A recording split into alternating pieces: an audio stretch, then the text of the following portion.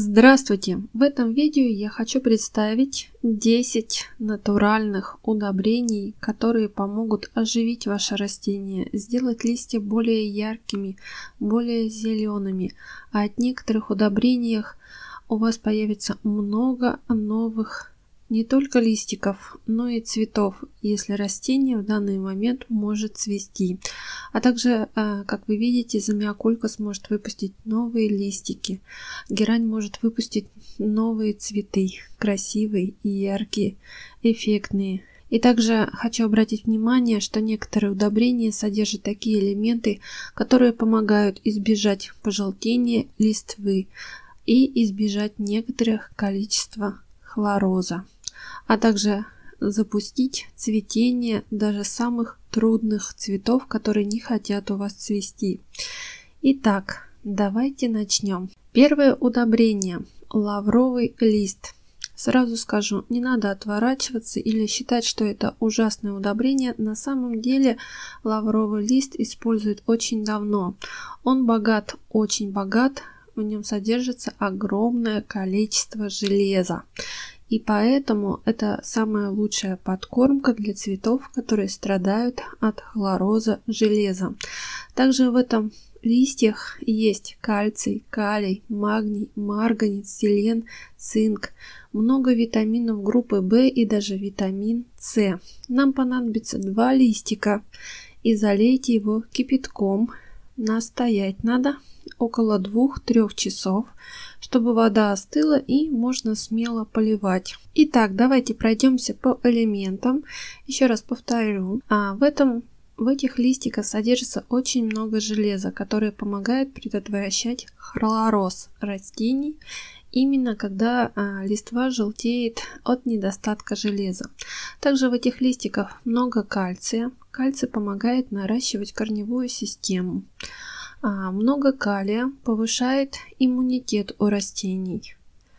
Много магния помогает цветению.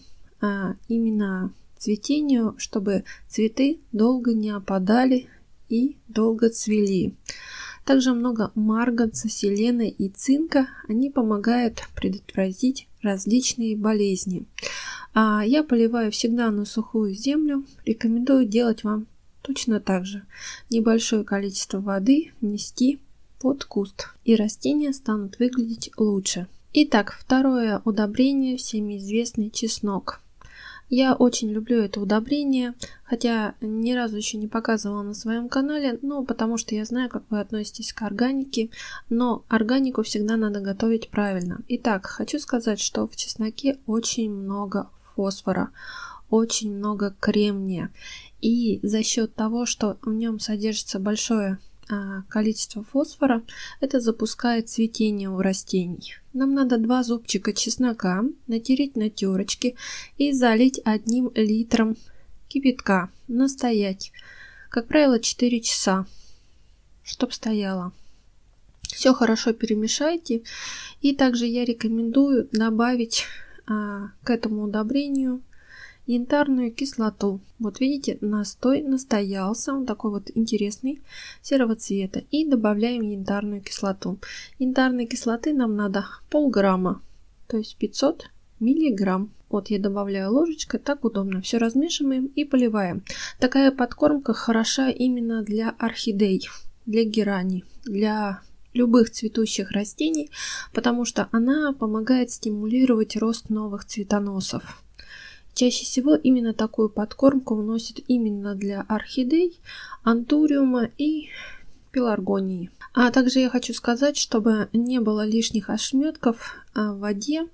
Вот видите, новый цветонос появился. Это вот после полива таким вот чудесным удобрением. Вот видите, оно рабочее. Я использую его много лет. Лет 10 назад я его очень часто применяла. Сейчас, Конечно, есть химические удобрения, которые дают эффект такой же, но тем не менее чесночная вода с янтарной кислотой – это самое популярное удобрение для цветения растений. Также хочу напомнить, что чеснок богат не только фосфором, а кремнием. Кремний помогает адаптировать растения к любым погодным условиям, даже в домашнем, если жарко, холодно. Он благотворно действует именно на рост растения, да, если ему нехорошо у вас живется. Также в чесноке содержится много витамина А, бета-керотина, витамины группы В, витамин С, витамин К, кобальт, калий, кальций и селен. То есть это удобрение не только будет стимулировать рост новых цветоносов, но и поможет стимулировать рост новых корней, так как содержит в себе достаточное количество кальция. Ну а селен помогает предотвратить различные заболевания у растений. В общем, это такая подкормка, которая благоприятно действует на все сферы жизни растений. Этим удобрением можно поливать не только орхидеи, но и любые другие комнатные цветы. Учтите, чтобы в горшок не попали ошметки чеснока. Итак, третье удобрение, очень популярное в свое время, наши бабушки, наши прабабушки им пользовались. Это луковая шелуха. Она содержит большое количество железа, кальция, калия, серы, витамины группы В, витамин А, витамин Е, витамин С. Также в своем составе шелуха имеет такие вещества, которые помогают побороть различные грибки, вирусы и бактерии. Поэтому это средство не только помогает стимулировать рост и развитие растения, но и помогает избавить от разных вредителей, всяких червячков, грибков и плесени. Нам надо шелуху от одной луковицы залить кипятком, настоять. 1 столовая ложка шелухи на 1 литр воды. Заливаем кипятком, настаиваем около 2-3 часов и поливаем свои растения. Поливать можно 1 раз в 2 недели любым удобрением, которое есть в этом видео. Также старайтесь сделать так, чтобы шелуха не попадала на грунт, иначе она начнет загнивать. Итак, давайте пройдемся. В составе есть кальций. Кальций стимулирует активный рост корневой системы, то есть корни начинают хорошо расти. Также в составе много железа. Это помогает избавить ваши листики от хлороза железа, то есть они меньше желтеют, становятся зелеными, яркими и красивыми. Также в составе есть калий. Он, вы знаете, помогает растению быть здоровее, красивее, повышает иммунитет и адаптирует растение к любым погодным условиям. То есть, если у вас дома жарко, ему будет хорошо. В меру хорошо. Бывают такие капризули, которые ничто не любят. Итак, следующее, 4-е удобрение. Натуральные, естественные. Им пользовались наши бабушки, прабабушки, и много-много лет. Это снег. Всем известно, что снег насыщен большим количеством кислорода и азотистыми соединениями. Также в нем есть хлор, молибден, медь, цинк, кобальт, марганец и бор.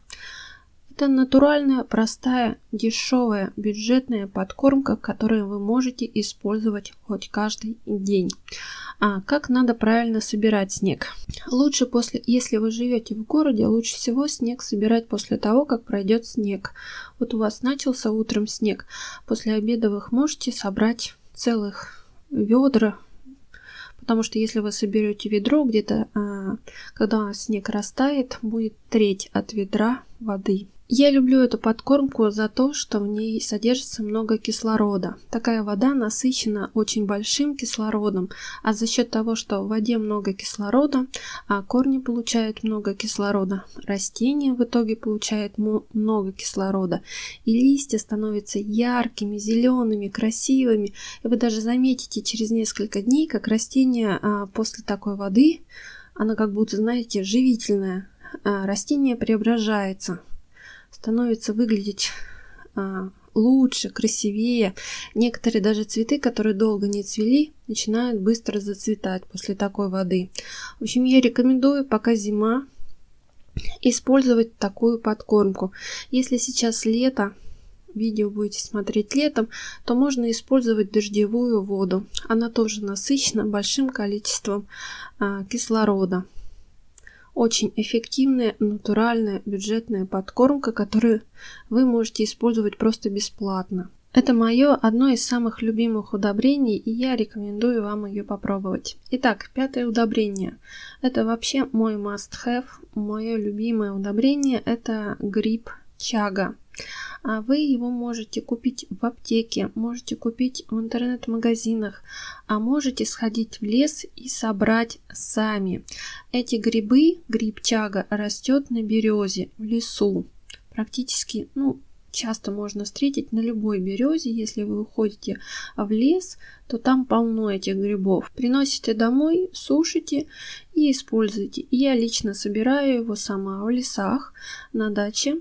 И дома у меня есть, я люблю чай с ним, он очень вкусный. И чем хорош этот гриб, что в нем просто потрясающее количество разных макро-микроэлементов. В нем содержится даже азот. Давайте я перечислю. В нем есть углерод, калий, очень, кстати, много калия. Есть водород, есть азот, магний, кальций, хлор, фосфор, натрий, сера, марганец, железо, медь, цинк, ванадий, хром. Также в нем большое просто кислородосодержащие вещества в большом количестве, которые воду потом насыщают кислородом. Благодаря этому, вы помните, растения очень хорошо растут.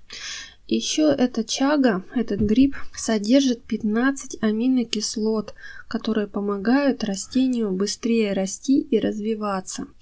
Такие аминокислоты, как глицин, аспарагиновые и глютаминовые кислоты, тирозин, серин, трианин, лейцин, метионин, лизин, гистидадин. Также в составе этого гриба есть флавоноиды. В общем, благодаря этому грибу вы получите огромный набор питательных макро- и микроэлементов, которые помогут насытить ваше растение всеми питательными элементами. Хочу сказать, что состав аминокислот влияет на развитие и образование цветоносов. И когда растение получает много аминокислот, оно выпускает много цветочных стрелок. И благодаря этому растения просто вот на глазах оживают. Сразу хочу сказать, что старайтесь поливать ваши растения, чтобы гриб лучше настоять лучше сутки.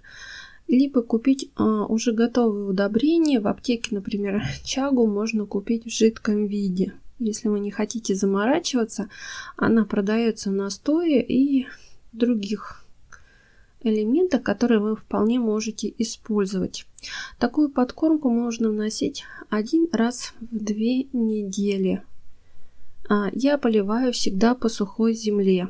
И растения от этого выглядят лучше, более зеленые, яркие, и они начинают активно цвести. Вот это моя самая из любимых подкормок из органики. А так как мы настаиваем, земля после органики не загнивает. Итак, шестое удобрение, не менее популярное, я бы сказала, очень даже популярное среди садоводов, среди цветочников, среди любителей всех цветов, это зола.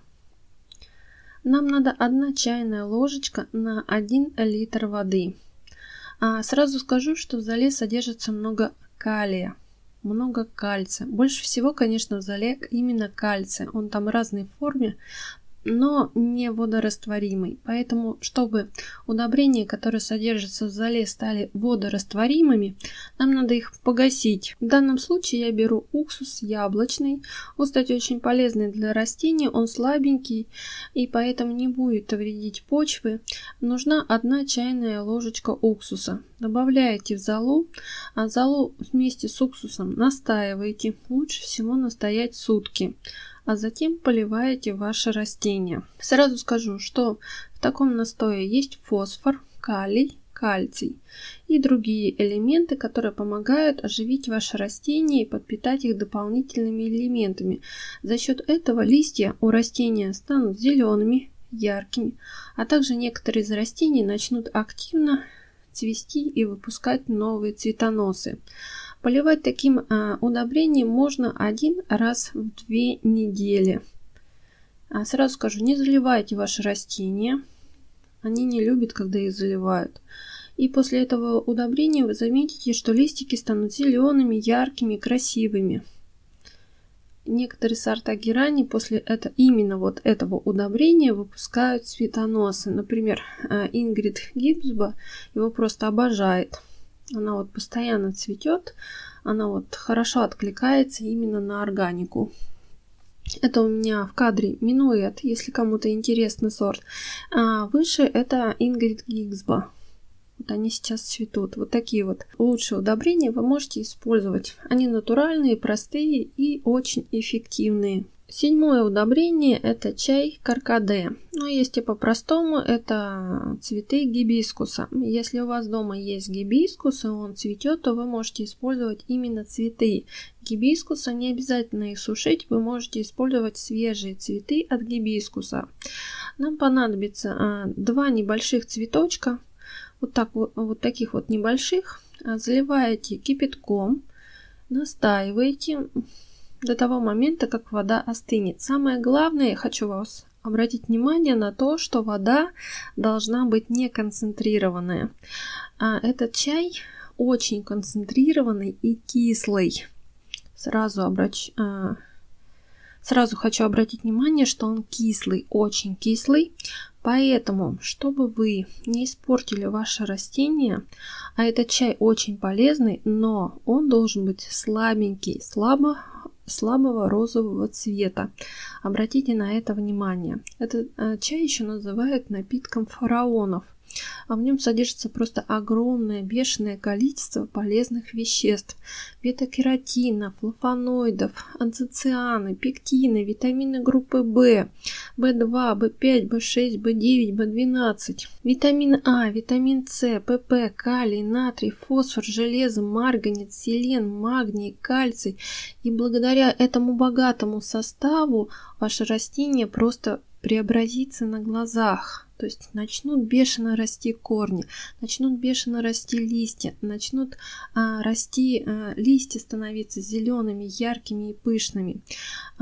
Этим чаем можно не только поливать растения, но и обрызгивать по листу. Больше всего этот чай любят орхидеи и пеларгония. А также я заметила такой момент, что изомиокулькас очень хорошо откликается на данное удобрение. Поэтому чаем каркаде я рекомендую пользоваться время от времени, 1 раз в 2 недели. Поливайте свои растения или опрыскивайте. 8-е удобрение очень популярное, это кора ивы.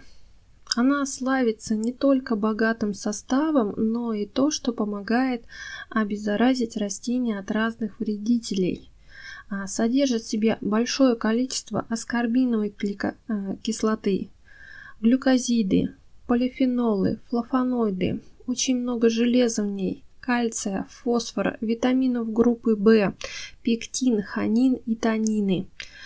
И чем хороша именно эта кора? То, что она бесплатная. Вы можете собрать ее, пойти в лесу, заготовить ее и использовать дома. Нам нужна 1 столовая ложечка на 1 литр воды.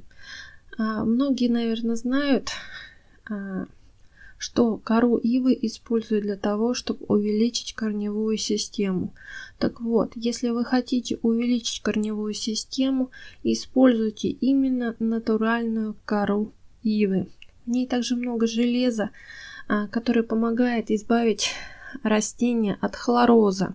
Ну а кальций, фосфор, как вы уже знаете, помогает развить корневую систему, и корни просто растут как на дрожжах. Ну а витамины и другие вещества, они стимулируют рост листвы, и листики становятся зелеными, яркими и красивыми. Настаивайте данный раствор в течение 4 часов, а затем поливаете растения по сухому грунту. Вот так вот настоялась. Я обычно всегда настаиваю пол-литра, а потом довожу до 1 литра. И после этого поливаю. Такая подкормка очень нравится антуриуму, пеларгонии. Какого-то сильного эффекта на орхидеях я не заметила, но они как-то, знаете, они больше вот любят чесночок и янтарную кислоту. А вот антуриумы обожают иву. Очень, кстати, интересная подкормка. Потрясающий запах после такого настоя.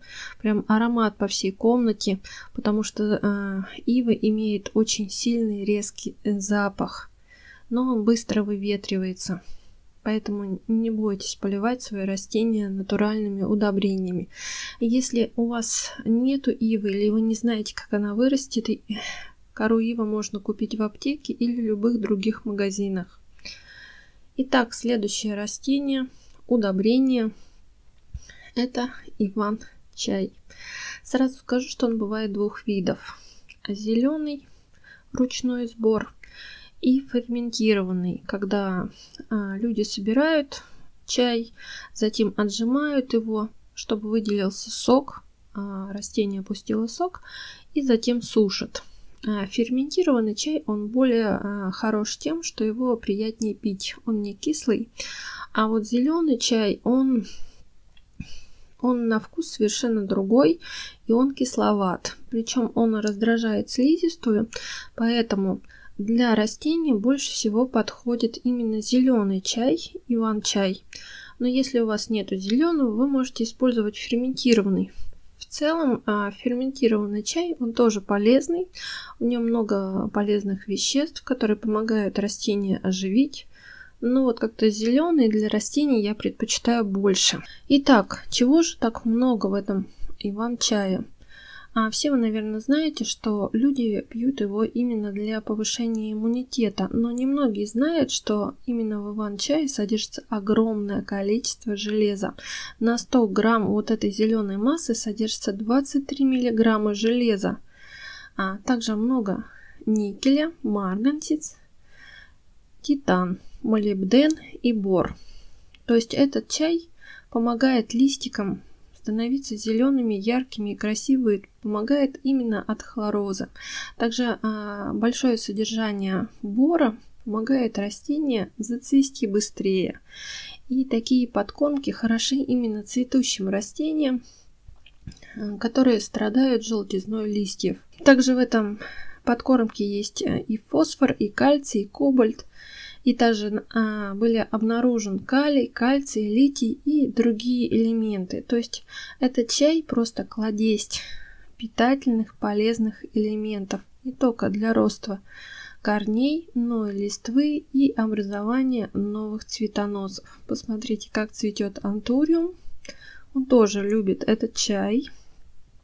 Да, я бы сказала, что все растения любят этот чай, потому что он не только вкусный. То есть заварите себе чаю, что-нибудь останется и полейте ваши растения. Они вам скажут только спасибо, потому что там много полезных веществ для растений. Итак, последнее удобрение, не менее популярное, не менее эффективное, это пихта. Берете небольшую веточку, нарезаете ее, заливаете кипятком, 1 столовая ложечка пихты на 1 литр воды. Настаивайте примерно где-то 4 часа или сутки, а затем поливаете растения. Пихта хороша тем, что в ней содержится огромное количество питательных элементов, витамины, макроэлементы, а в ней очень много кремния, много железа, кальция, марганца, а также витамина С. Также есть различные флавоноиды и много других питательных веществ. Благодаря этому корни у растений растут быстрее, да? Листики становятся зеленее, за счет железа. Кальций помогает развивать корневую систему. Также есть другие вещества, которые помогают стимулировать рост самого растения и предотвращать различные болезни. Хочу напомнить, что не надо вносить все удобрения, которые вы посмотрели в этом видео. Вы можете выбрать одно и использовать его. Можете выбрать 2 и чередовать их. Можете выбрать 3, 4, 5, но чередовать их. Не надо эти удобрения смешивать. Такие удобрения лучше всего вносить 1 раз в 2 недели. Не увлекайтесь органикой часто. Чаще 1 раза в 2 недели лучше такие удобрения не вносить. И не заливайте растения. Лучше всего вносить такие удобрения небольшими порциями, чтобы корневая система и сам грунт от органики не загнивал именно дома. И старайтесь при поливе, чтобы, поливая органикой, грунт вообще должен быть абсолютно сухим. И при следующем поливе грунт должен целиком просыхать. Тогда поливайте, тогда не будет проблем от органики. Если вам понравилось видео, поставьте лайк, подписывайтесь на мой канал. Всем пока-пока. Всегда с вами Елена.